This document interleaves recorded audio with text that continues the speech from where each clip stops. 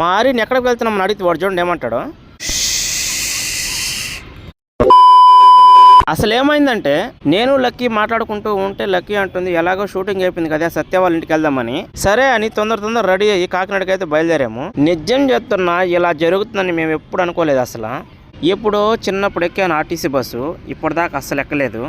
చాలాసేపటికి అసలు సీటే దొరకలేదు ఇద్దరికి. చాలాసేపటి తర్వాత సీట్స్ అయితే దొరికాయి.